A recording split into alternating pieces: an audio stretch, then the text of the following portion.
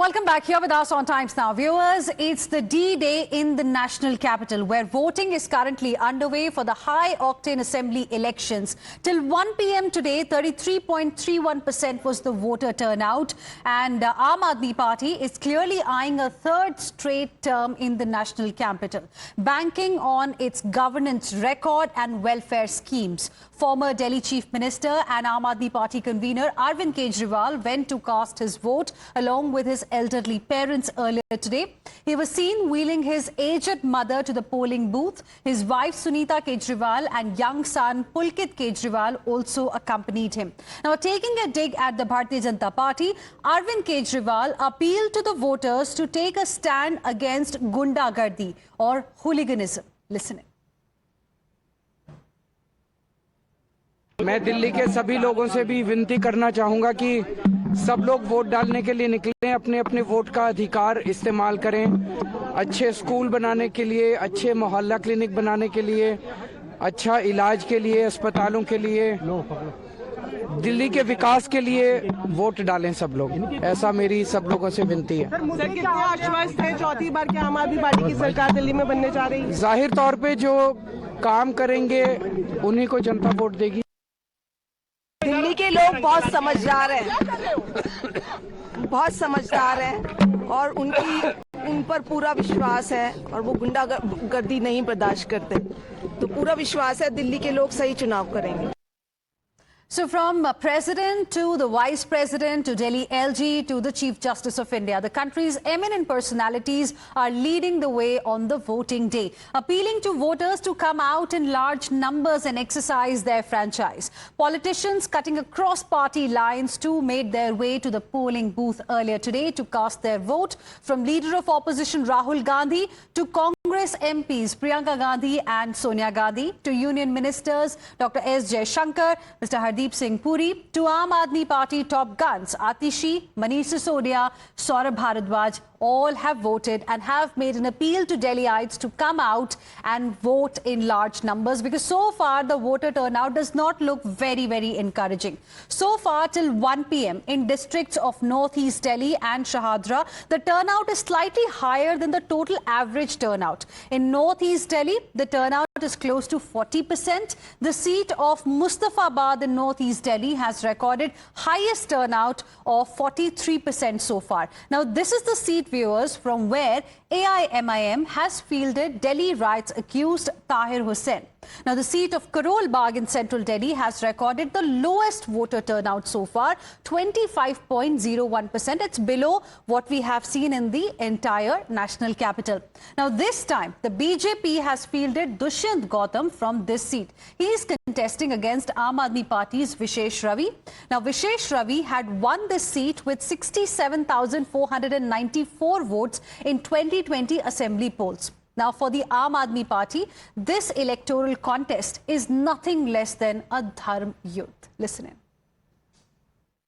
ये चुनाव नहीं है, ये धर्म युद्ध है। ये अच्छाई और बुराई की लड़ाई है। ये सत्य और असत्य की लड़ाई है। ये काम और गुंडागर्दी की लड़ाई है।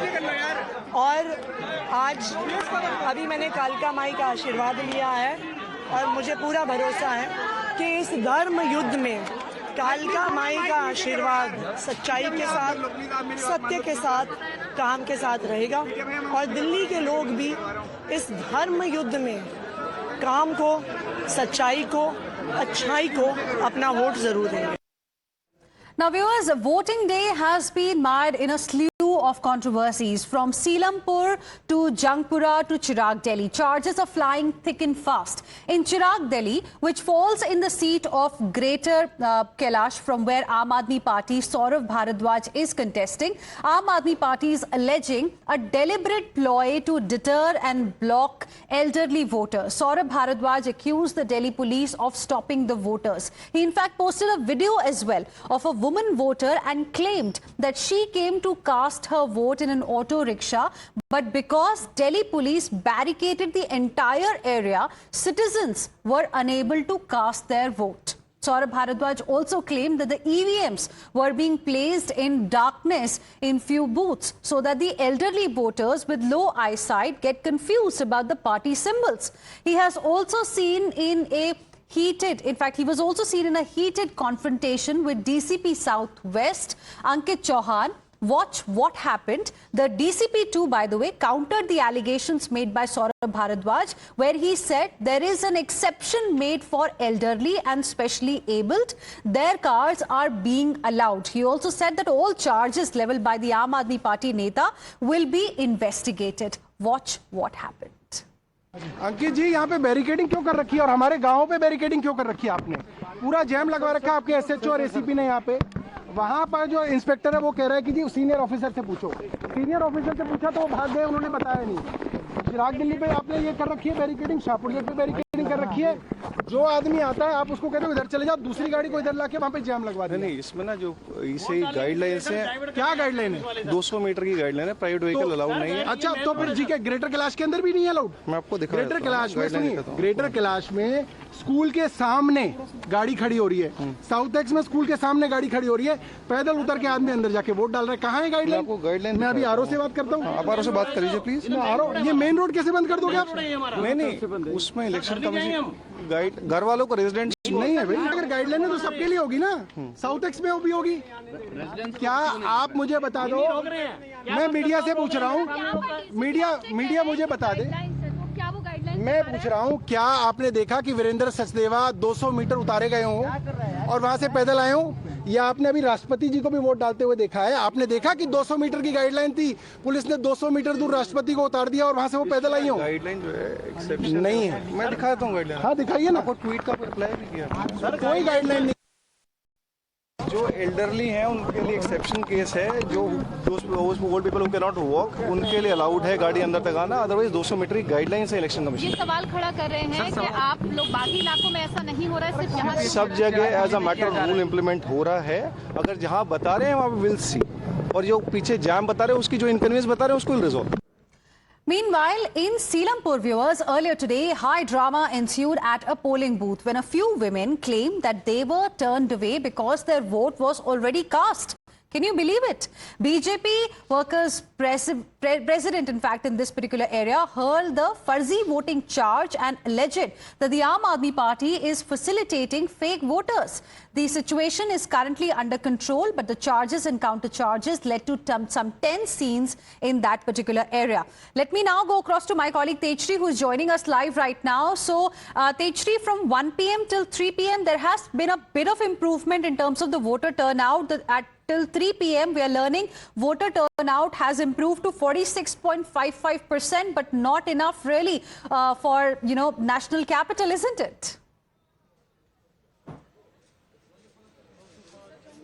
Well, absolutely. You see, it was expected that the voter turnout will increase in the afternoon, but then gradually what we are seeing right now that the voter turnout is just 46.55%. And in fact, we are reporting from New Delhi constituency. And in fact, this is the same booth particularly where Manish Sisodia and Arvind Kejriwal along with his family came to cast his vote. And in fact, the voters are still coming, but eventually there is no queue over here. The long queues that we used to see earlier, people coming and voting over here, and in fact in the New Delhi constituency. But as of now, there is no crowd that we could see. Yes, people are coming in small numbers, in fact, to cast their vote. But as far as the controversies and the political drama is concerned, yes, it has been. We have been witnessing that several kind of videos are emerging out on social media. Aam Aadmi Party is blaming BJP. BJP is blaming Aam Aadmi Party. Right. Not just that. I'm just interrupting you there. Request you to stay on with us. We have to cut across to a press conference.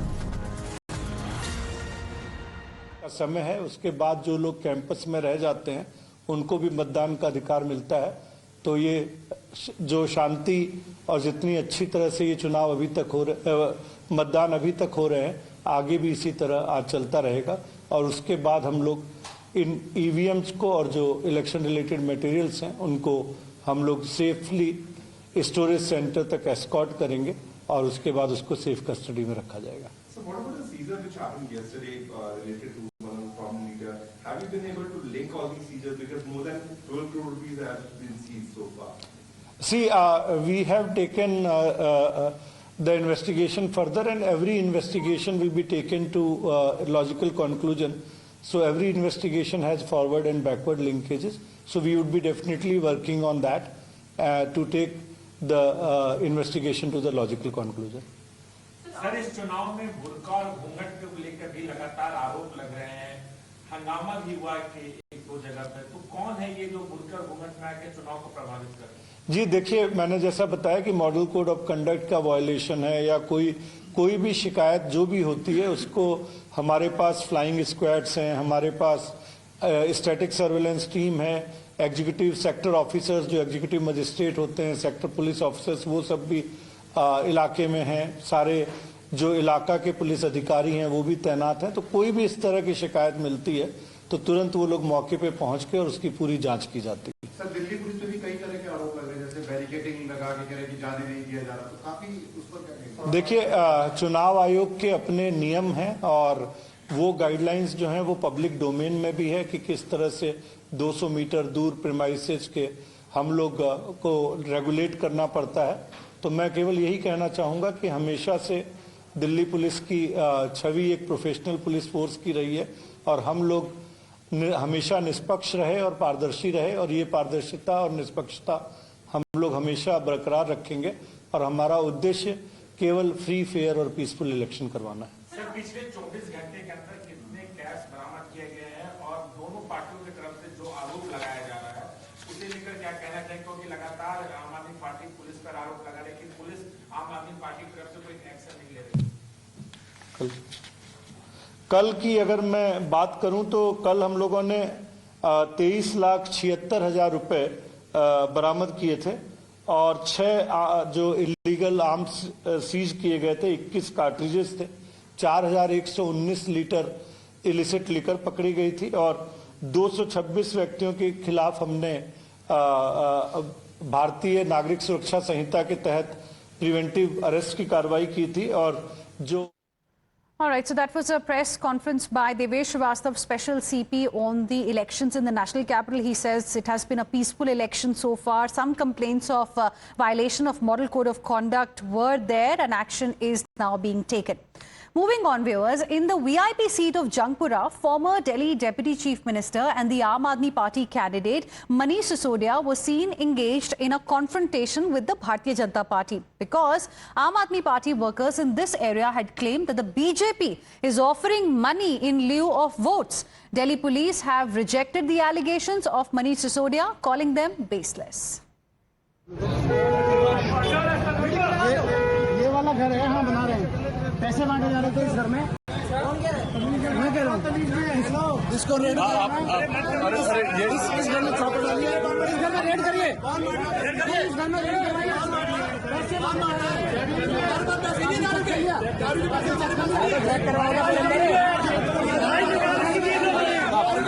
तीन table, ये देखिए 3 table यहाँ पे BJP की लगवा रखी है police ने। ये बीजेपी की टेबल, ये बीजेपी की टेबल, ये बीजेपी की टेबल, ये बीजेपी की टेबल 3। अभी राकेश सागर को बुला रहा हूँ, राकेश सागर के नाम से ऐसे थोड़ी परचेस होता है।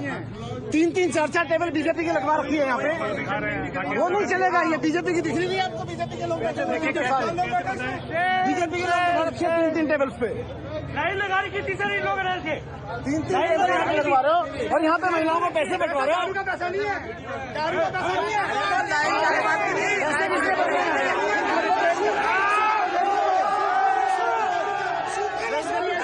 वो कागज किसी का लिखने से परमिशन नहीं हो जाती है।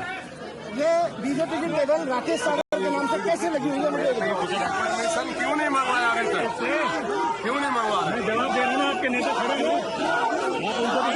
ये वाली टेबल कैसे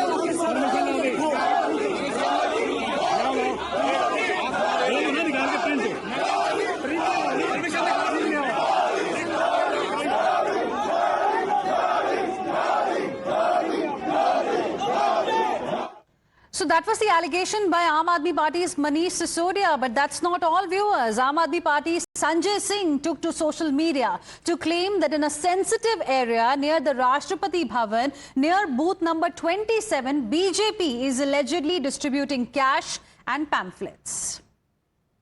निकलिए और ज्यादा से ज्यादा मतदान कीजिए गुंडागर्दी और तानाशाही के खिलाफ। निकलिए और मतदान कीजिए जिस प्रकार से आपके लोकतंत्र को और इस चुनावी प्रक्रिया को कुचलने की कोशिश की जा रही है जिन लोगों के द्वारा, उनके खिलाफ अपना मतदान कीजिए। मैं जब सुबह अपने घर से निकला तो मुझे सूचना मिली कि खुलेआम पैसे बांटे जा रहे थे भारतीय जनता पार्टी के लोगों के द्वारा और हाथों में स्याही लगाई, उंगलियों में स्याही लगाई जा रही थी। जब मैं वहां पहुंचा तो वो लोग गाड़ी में बैठ के भागे और उसका गाड़ी का नंबर और बाकी चीजें भी मैंने दिल्ली पुलिस कमिश्नर और जो वरिष्ठ अधिकारी हैं ऑब्जर्वर चुनाव के, उनको भी सारी सूचना दी है। And with this, we will slip into another very short break. We'll be back with lots more. Stay with us.